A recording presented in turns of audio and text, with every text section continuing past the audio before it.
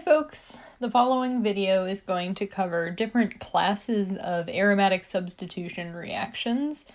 I'll be discussing electrophilic aromatic substitution, which you saw in Chem 331, and I'll also be talking about new types of aromatic substitutions called nucleophilic aromatic substitution and reactions that involve an intermediate known as a benzyne. An electrophilic aromatic substitution involves use of an aromatic compound as a nucleophile, and this is being treated with an electrophile. A substitution of one of the hydrogens for the electrophile takes place at one of the carbons of the aromatic ring. The first step of the mechanism is a nucleophilic attack. One of the pi bonds of the aromatic ring serves as the nucleophile. I would draw a single curved arrow from the pi bond to the electrophile. The electrophile adds to one of the carbons to make it sp3 hybridized, and the neighboring carbon becomes a carbocation, retaining sp2 hybridization. There is resonance for this intermediate. I could move a pi bond to change the location of the carbocation. This would place the carbocation exactly opposite on the ring from where the electrophile has added. And there's more resonance involving the second pi bond. This third resonance structure again places positive charge adjacent to the position that has the new electrophile attached. Collectively, these three structures are known as the sigma complex. The sigma complex intermediate is not aromatic, and in the final step of the mechanism, I'm going to use a base to deprotonate the hydrogen from the position that the electrophile has added to. And this proton transfer will restore aromaticity. So in the final product, the hydrogen is gone and the substituted product is present. Some common electrophiles you may see for electrophilic aromatic substitutions include alkyl halides that are treated with aluminum trichloride. The chlorine can use a lone pair to coordinate to aluminum to form the following zwitterionic charge-separated compound, where the carbon group is electrophilic. It's also possible that the carbon-chlorine bond could break to generate a carbocation as an electrophile, if the carbocation is stable enough. Another common electrophile for bromination of an aromatic ring is treatment of bromine with iron tribromide. One of the bromines can use a lone pair to form a bond to iron. This gives a bromine-bromine-iron species, where it is this end bromine that is the electrophile in the reaction. And two more common electrophiles to add a nitro group or a sulfate group to a molecule are NO2+, known as the nitronium ion, or SO3, sulfur trioxide. As I drew it on the previous page, the sigma complex was the intermediate formed in the electrophilic aromatic substitution, and you could expect that it would be fairly unstable because it is a carbocation, even though it's resonance stabilized. In some cases, during electrophilic aromatic substitutions, a complex before the sigma complex is observed. This is known as an encounter complex or a pi complex. It is an interaction between the pi electron density of the aromatic ring and the electrophile, but the electrophile has not fully added to one of the carbons. Sometimes this pi complex could have the electrophile interacting with one face of the aromatic ring, so sort of in the middle, interacting with p orbitals from all of the carbons of the aromatic ring. Or this pi complex could have the electrophile just interacting with one of the pi bonds of the aromatic ring. So these pi complexes may or may not form before the sigma complex forms. Sigma complexes are usually too short-lived or too low in concentration to observe, but in some special cases they have been observed experimentally. An electrophile that was used to observe a sigma complex experimentally was a source of a proton as an electrophile. The electrophilic hydrogen was generated by treating HF with BF3 to form the following adduct, where the hydrogen is extremely electrophilic in this compound. The authors were able to experimentally observe this sigma complex featuring the proton added to the aromatic ring. However, they were only able to observe it at negative 140 degrees Celsius, and they observed it by NMR spectroscopy. So, although in some cases sigma complexes have been observed, they are generally not. Another type of aromatic substitution reaction is known as nucleophilic aromatic substitution.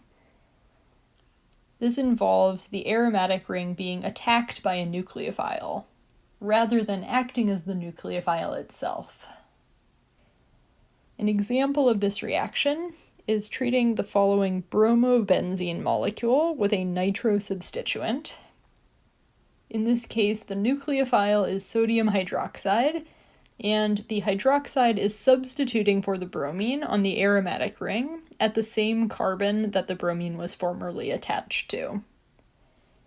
This reaction required high temperatures, and it required H3O+ as a second acidic workup step. Nucleophilic aromatic substitutions are not as common as electrophilic ones, and there are some criteria for when these will occur. One of these is that the aromatic ring is going to need to contain a strongly electron withdrawing group, usually a nitro group. For the nucleophilic substitution to occur, the aromatic ring must also contain a leaving group. This is usually a halide. And the leaving group needs to be either ortho or para to the electron withdrawing group. In the example shown higher on the page, this is the para arrangement of the bromine leaving group and the nitro electron withdrawing group. The first step of the mechanism is a nucleophilic attack. In this example reaction that I'm showing, hydroxide is going to serve as the nucleophile. I will bring a lone pair from the hydroxide to the carbon with the bromine attached to it, and I will break that carbon's pi bond and make a carbon lone pair. In the intermediate, the carbon has a new OH group attached to it, and the adjacent carbon is now a carbanion. So this is already looking different in charge from the electrophilic aromatic substitution case. This lone pair is adjacent to a pi bond, so it is resonance stabilized. To get to another resonance form, I would take the lone pair down to form a pi bond, and take the pi bond over to form a new lone pair. This places the new lone pair directly adjacent to the nitro group. There is resonance that I can draw, delocalizing this negative charge onto the nitro group. This gives two pi bonds in the ring on opposite sides from each other, a carbon-nitrogen double bond, and a second anionic oxygen. And I'm going to need to draw one more resonance structure, moving the negative charge adjacent to the bromine and OH group again. To do this, I will bring down the anionic oxygen's lone pair, move a pi bond, and take a pi bond to form a lone pair. Notice that on the six-membered ring, the carbons that are negatively charged are either adjacent to or opposite the carbon with the nucleophile added to it. This resonance-stabilized anionic intermediate is known as a Meisenheimer complex. This anionic intermediate is fairly unstable, and to regenerate aromaticity, I will have a loss of leaving group. I can take the lone pair down to form a pi bond and break the carbon-bromine bond. This would temporarily form the neutral substitution product, but this newly formed alcohol is fairly acidic, and it can be deprotonated by the excess base present. I will use hydroxide as a base to deprotonate this position, which can't be avoided under the strongly basic reaction conditions. And this would generate the conjugate base of the alcohol. The negative charge of this oxygen is delocalized onto the aromatic ring as well as the para-nitro group, so this is a fairly stable conjugate base. To form the neutral alcohol product, this base would need to be treated with hydronium so that a proton transfer could take place to protonate that oxygen. This would get back to that neutral final product. A third type of aromatic substitution reactions are ones that involve what's known as a benzyne intermediate. A benzyne is essentially a benzene where two hydrogens have been removed, so the prototypical parent one has C6H4 as the molecular formula. In one resonance form, you would have a benzene-like ring, but with an alkyne present between two of the carbons. Notice this looks like an extremely strained intermediate because alkynes tend to be linear rather than bent. And more typically, this intermediate is thought of more like a biradical. So you have your aromatic ring with pi bonds above and below the plane of the molecule, and then you have these unpaired electrons in hybrid orbitals facing out from the carbons of the ring. So there are no hydrogens present at these two positions of the benzyne. There are two typical mechanisms for showing how benzynes are formed. To form the benzyne, you are going to need some type of a leaving group attached to the aromatic ring and a position adjacent to that with a proton present. The benzyne forms by an elimination type of mechanism. So one way this could occur is in a concerted elimination. I would use the base to deprotonate this neighboring proton, form a pi bond, and kick out the leaving group in the same step. This looks similar to an E2 type of elimination mechanism. This elimination would form the new benzyne intermediate with the triple bond between the two carbons. You would form the conjugate acid of the base, and usually a halide would be lost as the leaving group. A second possibility is that this benzyne formation could occur stepwise. You could imagine the base deprotonating that adjacent position in the first step, but instead of forming a pi bond, forming a lone pair on that carbon. This would give the deprotonated carbon a new lone pair and a negative charge that is now adjacent to the carbon with the leaving group present. Then, in a second step, the elimination could occur. You would take down the lone pair to form a pi bond and kick out the leaving group. This elimination step would form the new pi bond of the benzyne, and you would have the same two byproducts for your reaction in this case. So it's difficult to predict which of these two benzyne formation mechanisms would be operative. It would depend a lot on the exact structure of the aromatic compound as well as the base being used. But ultimately they do lead to that same unstable benzyne product. Two benzyne reactions that are fairly common are starting out with halide-substituted aromatic rings, but without a nitro group present on them. So a little bit different from what we saw for the nucleophilic aromatic substitution reactions. This compound would be treated with a strong base, or NaNH2, known as sodium amide. And rather than forming the benzyne as the final product, the benzyne is unstable, and the final product has either an OH group or an NH2 group substituted for the halide. I'll show a representative mechanism for the sodium hydroxide example, but it's really the same idea for NaNH2 as well. The first step of the mechanism is going to be the elimination to form the benzyne intermediate. Here I'm going to draw the concerted mechanism. So deprotonation, pi bond formation, and loss of leaving group in the same step.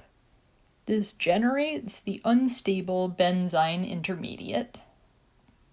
One of the carbons of the benzyne can be attacked by the hydroxide, which can serve as a nucleophile.